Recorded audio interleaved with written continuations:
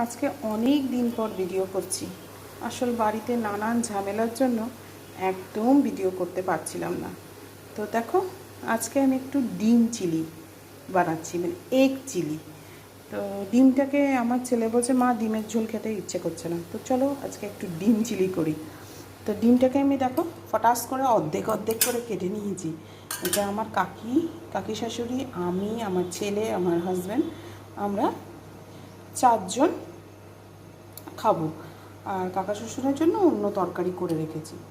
তো উনি যেহেতু ডিম খান না, ওই জন্য অন্য তরকারি ওনার করা আছে। তো ডিমগুলোকে আমি অর্ধেক অর্ধেক করে কেটে ফেলেছি এখানে।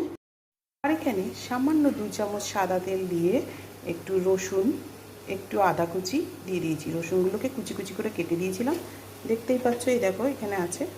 তো দিয়ে দিয়েছি, দিয়ে নিয়ে ক্যাপসিকাম, পেঁয়াজ একটু ওর মধ্যে রসুনগুলোকে দিয়ে একটু নেড়ে চেড়েই ক্যাপসিকাম আর পেঁয়াজটা দিয়ে দিয়েছি। ব্যাস, এই ক্যাপসিকাম আর পেঁয়াজটা ভাজার দেরি, খুব সামান্য তেল আর খুব চটজলদি হয়ে যায়।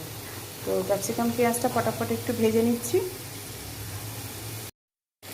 ক্যাপসিকাম পেঁয়াজগুলো ভাজার সাথে সাথে আমি দেখো এই যে টমেটো, চিলি আর সয়া সস এর মধ্যে দিয়ে দিলাম।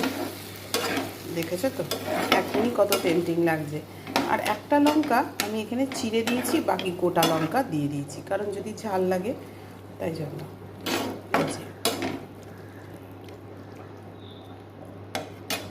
সসগুলো দিয়ে জাস্ট একটু নাড়বো, ব্যাস। দেখতেই পাচ্ছ পেঁয়াজ টেঁয়াজ আমার সবই ভাজা হয়ে গেছে। এটা একদম মাখা মাখা, জাস্ট ড্রাই শুকনো শুকনোই হবে। দিয়ে একটু সামান্য কর্নফ্লাওয়ার গুলে আর ডিমগুলো এর মধ্যে দিয়ে দেবো। ব্যাস, চটজলদি আমার ডিম চিলি রেডি। মানে যেটাকে বলবে ডিম চিলি বলো বা এগ চিলি, যাই হোক, রেডি হয়ে যাবে। দেখো এটা আমার হয়েই গেছে, দেখতে পাচ্ছ তেলগুলো ছাড়ছে। এবার আমি একটু সামান্য কর্নফ্লাওয়ার এর মধ্যে গুলে দিয়ে ডিমগুলো দিয়ে ফেলবো। দেখো টেস্টি টেস্টি, দারুণ টেস্টি আমার এগ চিলি রেডি।